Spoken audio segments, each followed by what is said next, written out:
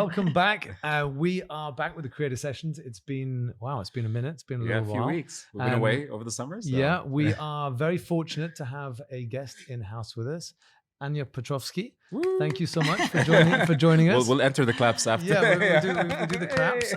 Join us, our client, our wonderful client from VW. Also a friend that we've got to know over the years. It's been a while now.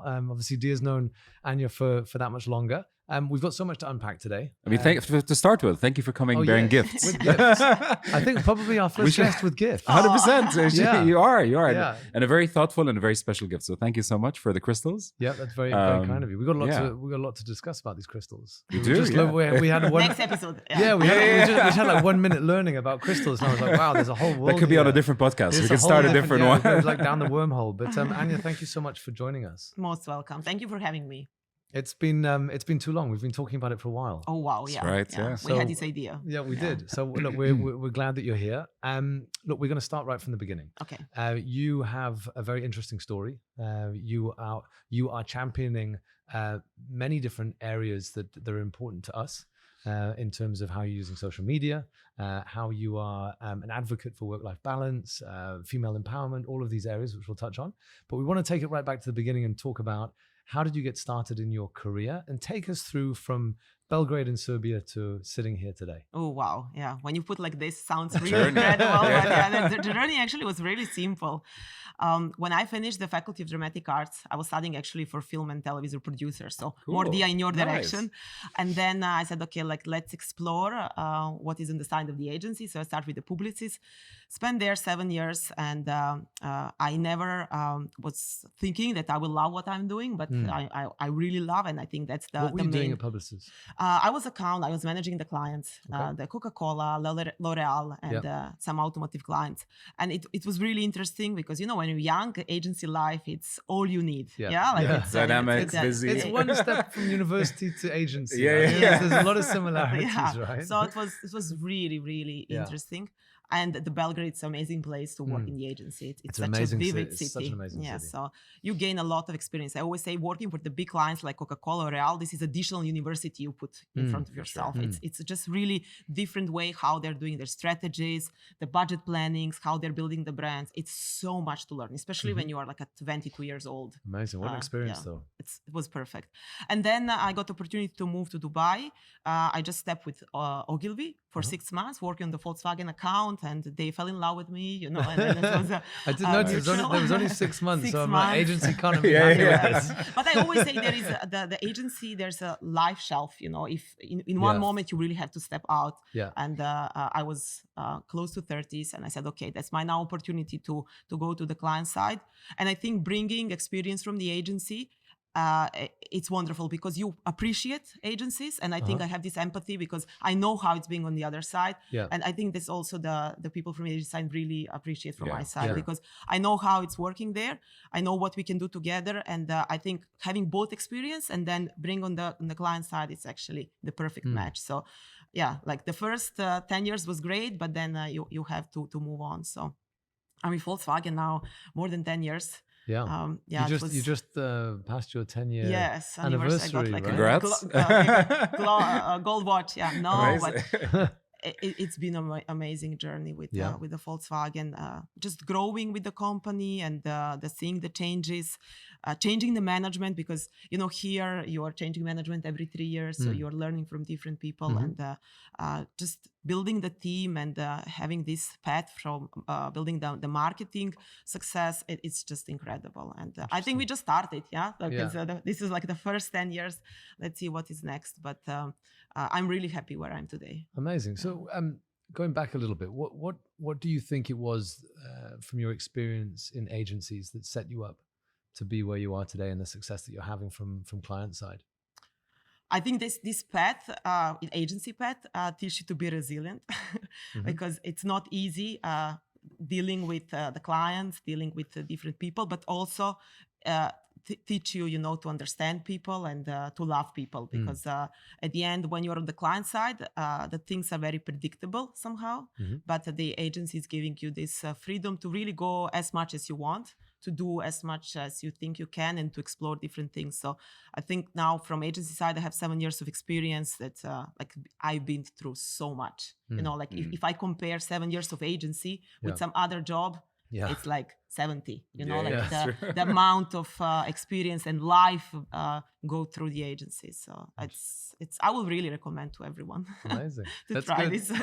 It's good when you're talking to us. But it's 100% true, and I definitely can confirm that, you know, that dynamic that you bring to the relationship with the understanding of the agency side helps a lot with allowing creativity, allowing space to create, which is, you know, a very healthy, I would say, way to deal with partners and agencies when it comes to but trust as well. I'm really trustworthy person, and I think if you have a client who trusts, not only trust for my team but also for the partners, and then there's no limits, you know, then you really empower people to do the things until they don't prove wrong. But at the end, you know, like the trust, it's number one, and the team knows and the agency knows, like I'm open for everything. Let's do this. So I think that's the most important thing. Now that you touched on that, actually, so what do you think? What would be a recommendation for, you know, other companies that are trying to build a strong and healthy relationship with agencies? Trust is one. Is there anything else that you could think of that, you know, could govern that relationship and make it optimized? Empathy. Okay. Yes, as I said, I really think that the empathy is important because I know what the agency is going through, and then they have to also love the brand that they work for. You know, like it's not just the business, right? We always say it's so important to love what you're doing because then everything else it's fun. And if also the agency doesn't feel the vibe and this energy that we want to build together, then it's difficult. Then it's really just the business and the transaction. Yeah, it's true. Yeah, that's true. I think that side of it's so important, the trust and the empathy, because as you well know, an agency can only work within the framework that the client allows.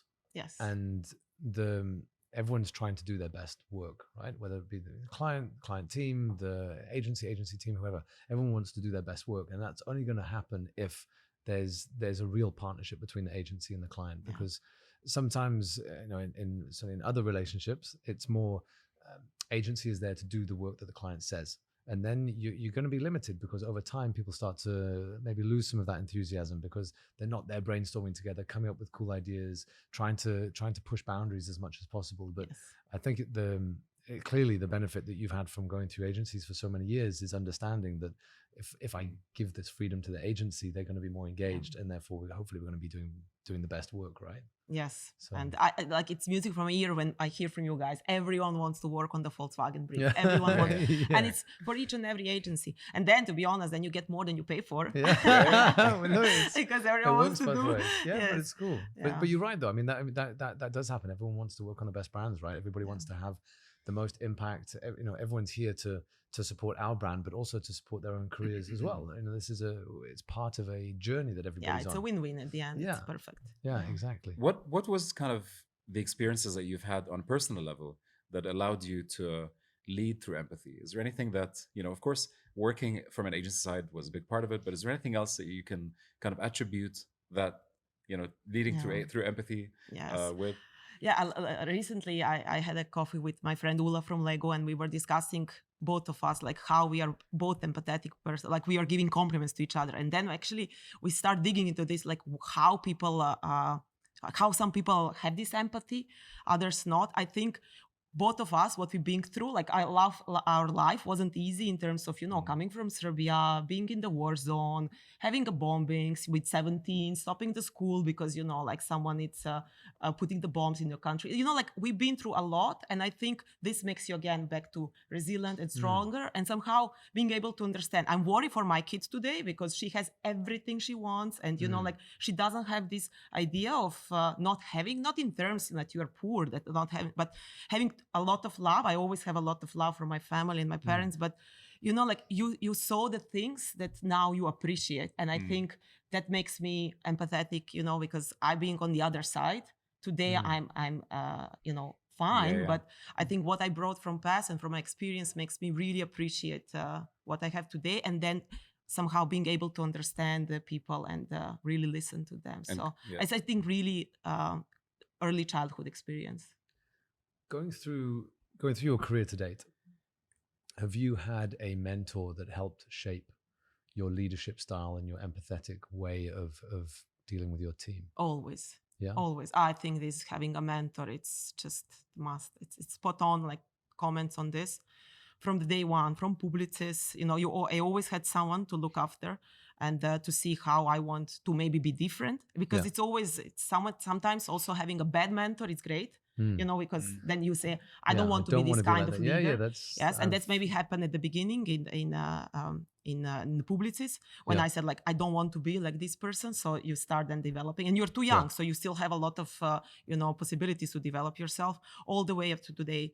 But like, not only for the leaders that or the managers that are working with me, also you guys, like, you are amazing advocates of how, like, a work balance and how you're treating your team. So it's like, I just like to be surrounded by people who are similar with what I stand for. So you two are great examples. We have in our company great examples, also in other agencies, a lot of my friends. So it's really, you pick up the mentors. I always say, like, they don't have to really be your direct reports or your managers, but they're our friends.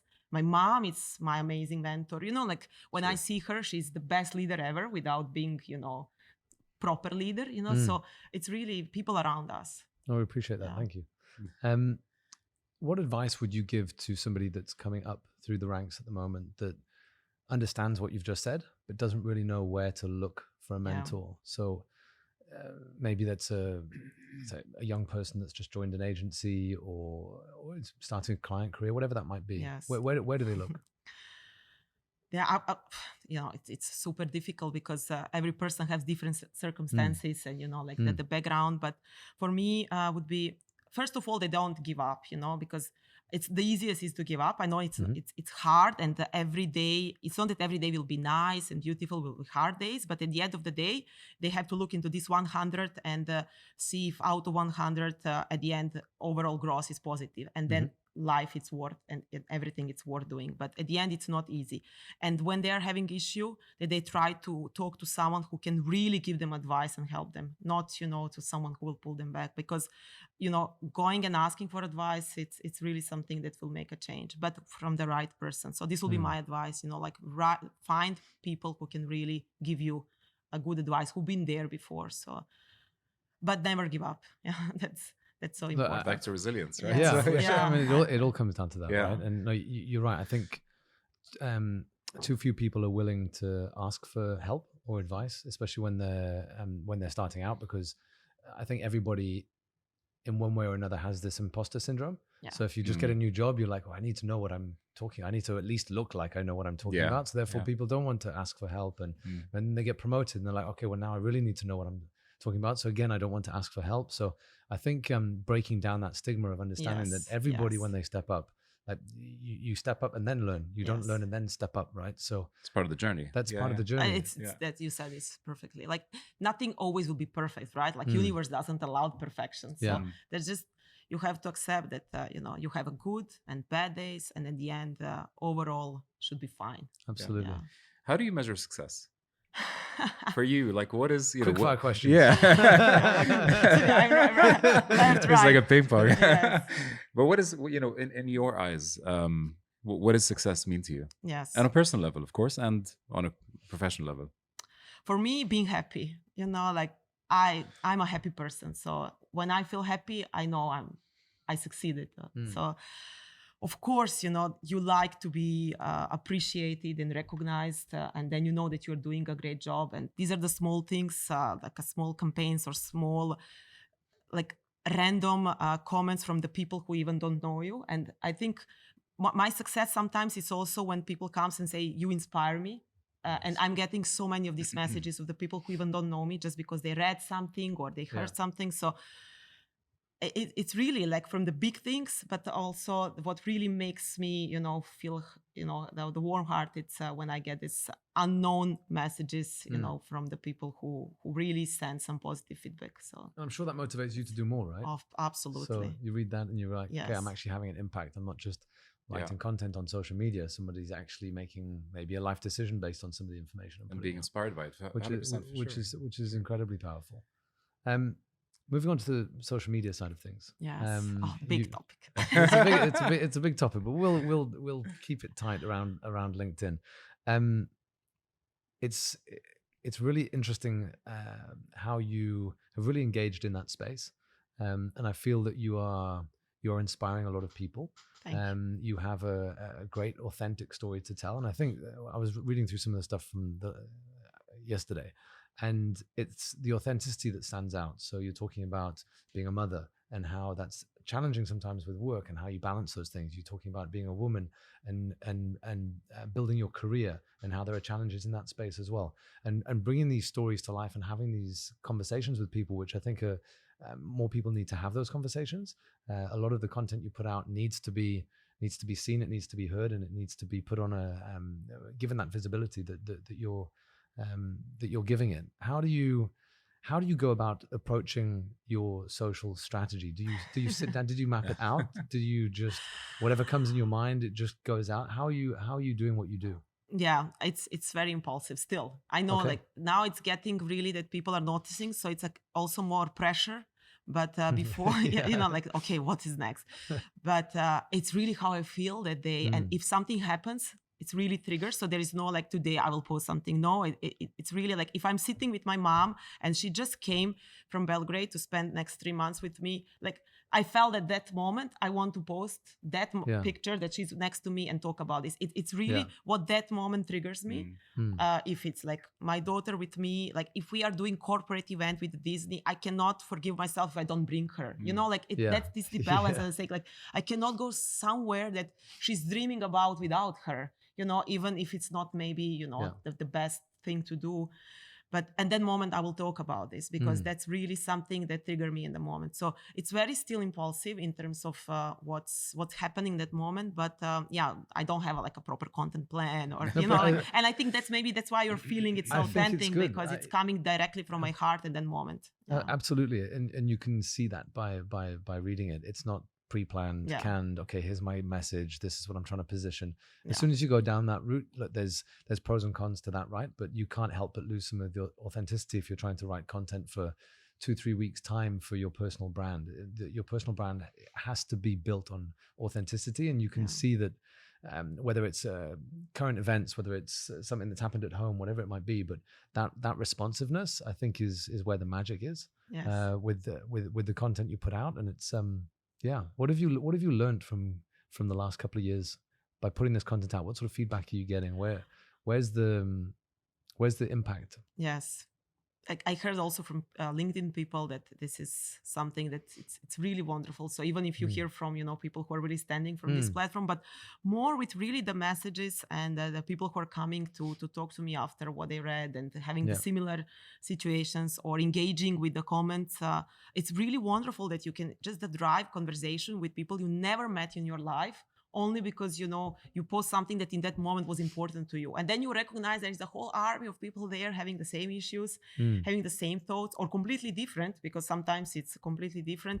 And that we can, just based on this simple platform, like be stronger and exchange and somehow cherish each other or just empower each other. So it's such a great tool for me to just step out of the being just like a team leader, but having a more like a, like my life, it's there. So, and I'm a very open person. I don't hide anything. So I think that's why also it's very authentic. You can see this authenticity because like it's exactly how it goes from comes naturally.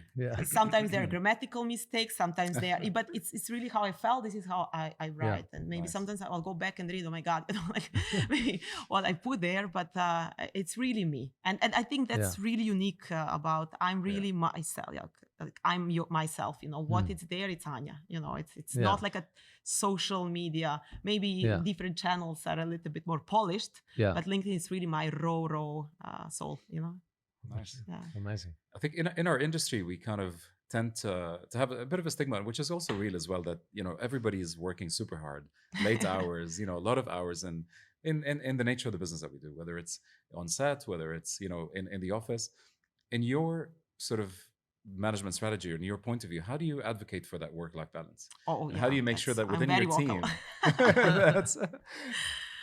No, for me, it's so important, and this is like such a hot topic, like a Yeah. life work and and family work. It's so important topic these days, right? But at the end, it's all about balance, what we discuss, and again about each individual person, like this bespoke, like we tailored for the team, because every person in my team has a different circumstances. A lot of them are expats, having their families not with them. So it's really how you approach each person. But at the end, the most important is that if you are able to balance both, you'll be happy at the end. And I always say that family comes first, because it's the most important. And if I look after my people, I also look after what they love the most, which is their families. And then if they know that, like they don't have to feel guilty they're coming to work, that they make sure that people at home are settled and they did everything for them, then they can come and be efficient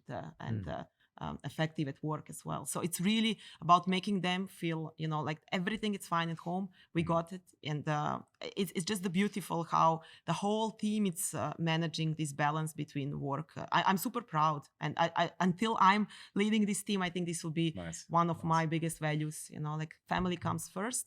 And this is how we are hiring people, and whole the team has a similar values about the family. But also we work hard. It's not we work hard, and I think how the team always giving me the feedback, it's because you are working so hard, we always feel not embarrassed, but we don't want also to work less. So everyone wants to give extra because as a team, everyone is on the same, like a pet. So this work balance, it's so important. Like, happy family, happy life. We talk. There's two things that triggered thinking that you said there. One is the ripple effect. And we talk about that internally quite a lot with regards to the work that we do here. When I say the work internally, the environment that we create, the safe place that we create, the ripple effect of that means people are happier at home. If you just look at it from a financial standpoint, the economics of it, the number of people that are being supported by the organization is something that we take really, really seriously. And it's not just the headcount that we have in the business, it's all of the family dependents that are on top of that. So if you look at those numbers and you extrapolate, we're talking hundreds of people. And that's something that we discuss, that we understand, and we take. It gets us out of bed every morning to make sure that we're creating the best possible environment that we can. We're making the decisions that we do to create stability in the business, psychologically and economically, because we understand that there are so many people that end up being dependent on the decisions that we make. If we go to individuals, the other thought that I had when you were talking there was around bringing your full self to work, because this archaic idea of having this almost facade of yourself that comes into the office that pretends that everything's okay when things are not okay, it's so limiting in so many ways. It's limiting in terms of personal happiness for that person. It's limiting in terms of their ability to do great work, because they're not engaged, because there's something going on that they can't deal with at work. So for 8 hours, they have to pretend like everything's cool, and then they have to go back and deal with whatever the situation might be. So our responsibility as employers, as community creators, is to make sure that people can bring that problem to work, and we can help play our role, whatever that might be, small or sometimes big, play our role in actually helping them solve that, so that they can then be happy, be fulfilled, be the right person they want to be when they go back home, and also do their best work. Like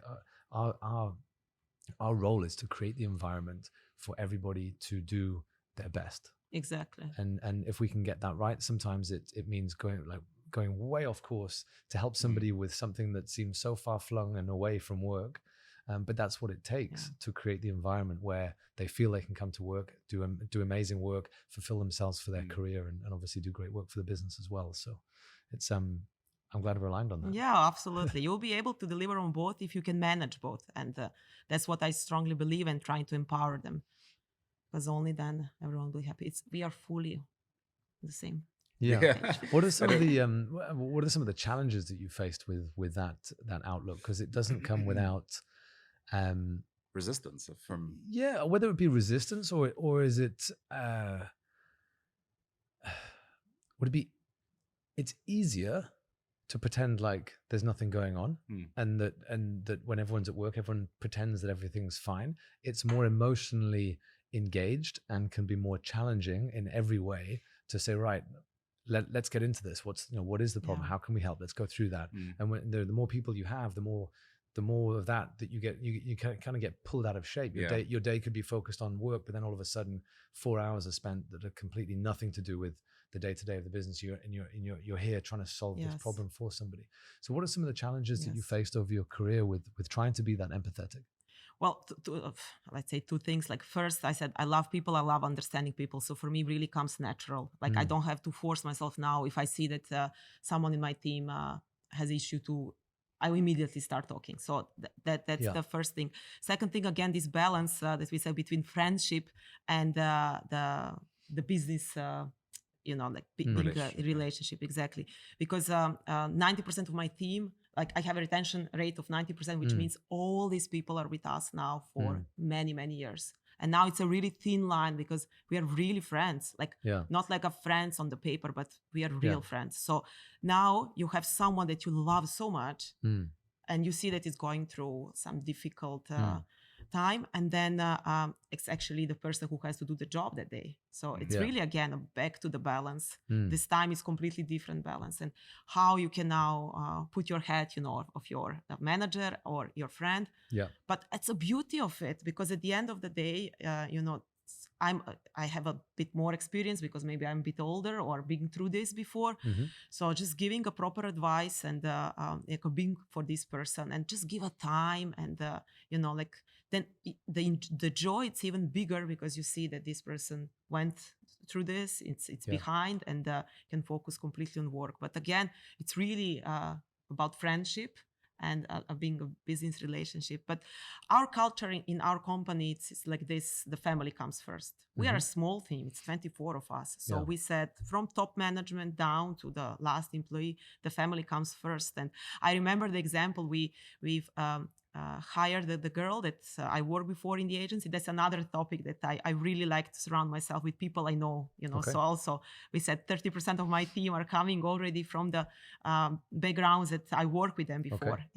So we had a girl who got a job, and then like a few days before she had to come out to work, she called me and said, I'm pregnant, and she felt embarrassed and that she let me down or something. And we said, like, wonderful, because you are here to stay, you will not leave in 6 months. So I think she was overwhelmed with the management and my actually support and understanding. And I think she didn't expect this, because she even didn't expect to get pregnant, right? So I think was the thing, it's like really we cheer for the family values there, and more kids better. Nice. Amazing. Speaking of building a team, what do you normally look for? And I think you've just given a little bit away there, but is there any other sort of like, things that you look for when you're hiring a new person to the team? Yes. I always say, like in marketing, it's really about the passion and energy, and first, like also the values that we stands for. But everyone can learn the job. That's not, but what we bring as a team, it's so crucial. So it's really, I always look because the team is big. Like we have around 10 people in the team. So I always look how this person will fit to dynamics, and if really the team will feel happy working with this person, or myself and this. So it's really first starts with that the values and how this person can fit to the team, and then of course also the skills. But again, that's why we have agency partners to give us the skills, and I need the people who are really at the same page when it comes to all the things it stands for. So you will really see, like, all our team members are really like one. And I'm so proud of this, because even when interns are coming, they're saying, we never saw the team like this. And like, guys, you never been in the team before, It's also the nice feedback, because everyone felt this. When I think when you work with our team, you feel that people love each other there, and they really stand for each other. And that's nothing better for a leader than to say this. Absolutely. It's satisfying to see that everything that you intended has obviously happened. through your leadership style, how you bring everybody together.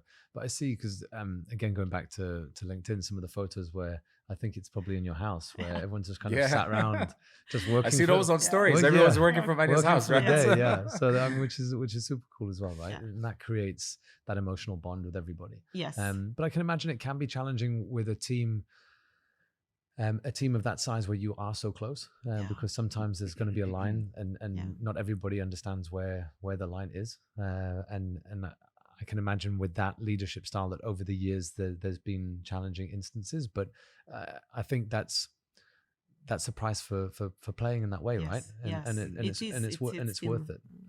It's worth it overall, undoubtedly. So it's great to see how you're building. But I think they really respect me, and I think that's the number one.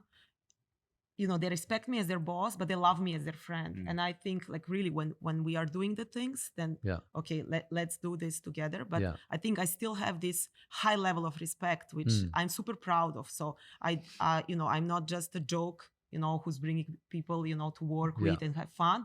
There's always the job that we will do together. But I think that's the perfect balance. Also, you have to respect and to love, and to, I think I also empower them, and they can learn a lot. Amazing. So they get something in return. Of course they do. Of course they do. They get a great work environment as well, right? So moving on to work itself.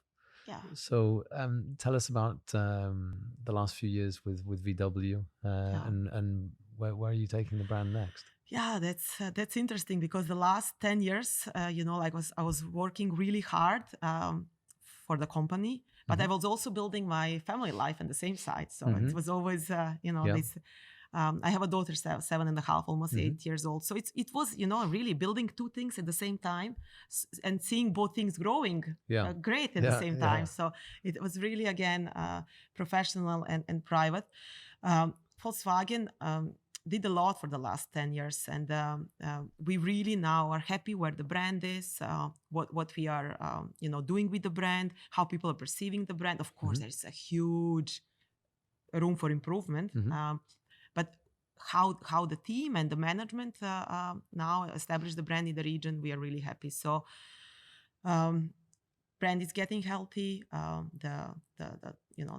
the performance is going there. So, we are very well recognized and appreciated from the headquarters side, which is also the big plus for us, that someone in the regional office, it's really proud of what we are doing. At the end, we are such a small market for when you take the global picture. So from that side, all these recognitions that we are getting, it's really worth doing the job, what we are doing. So, we can talk about the work now and what we are planning to do in future, but I think that's not like the topic for this podcast. But and what are some of the challenges that you faced on a personal in terms of you're guiding the brand, your role is to develop how the brand is seen in the local market.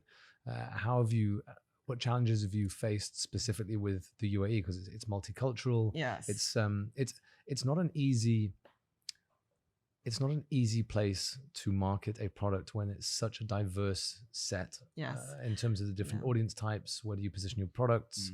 What are some of the challenges you faced in that space? Yes, and at the end, these are also opportunities, right? So because it is a challenge, but then it gives you so much to be creative and to see how actually you can appeal to the local. We always say we are a German brand, but we want to show that we understand local community and we are there to stay, and that the way how we advertise and creating the messages, it's really to appeal to the locals. But we are still like a German brand, and it's always difficult to keep this bipolar thing, you want to stay true to your values.